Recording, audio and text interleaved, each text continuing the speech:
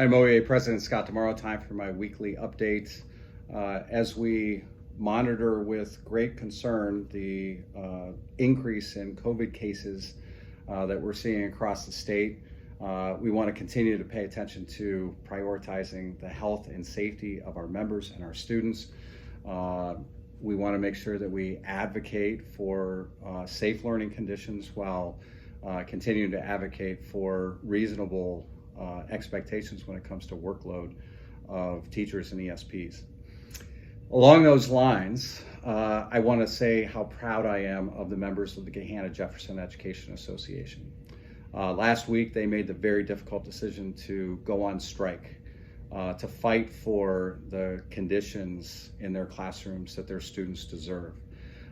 They fought for equity, they fought for safety, they fought for student success. And in the end, after a 4-day struggle, they were able to get a tentative agreement and ratify that agreement, and they have a new contract. 572 members strong, they stood together, they won the support of their community, and they showed what solidarity can look like when standing up for what is right.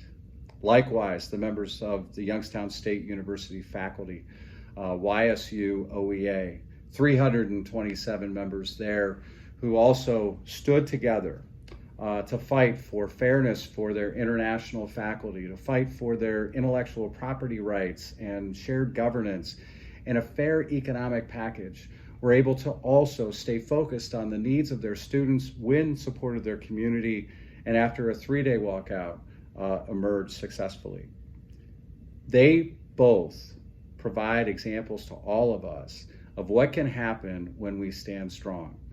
In most cases, fortunately, it doesn't take a strike, but when we are determined and we're clear in what our purpose is and we have each other's backs. And by the way, when I was on the picket line in both places, members were telling me they had never felt more supported because of members all across the state sending them words of support and encouragement, because of OEA staff members that were devoting so much time to their success.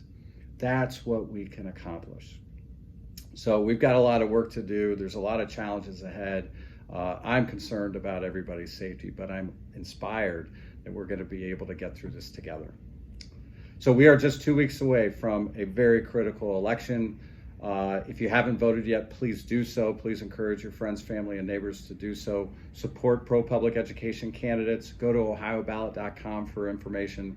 And I also hope you'll join me for a special event with Senator Sherrod Brown, where we're going to be coming together to get out the vote with members across the state. It'll be tomorrow night at 5:30 p.m. on Zoom. I hope you will join us, and I hope you'll encourage your fellow colleagues to be there as well.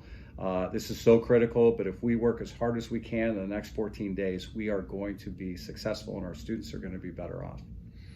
This past weekend, the OEA Board of Directors came together virtually, did some really important work in advancing our social and racial justice priorities, identifying key conditions for success so that we're going to hold ourselves accountable as we move forward in that critical work.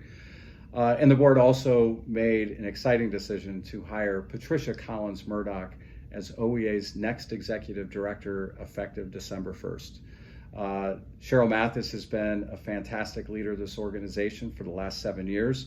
As she gets ready to retire, I'm excited that we're going to have somebody with Patricia's experience and background and her commitment to students and to public education and to our members across the state.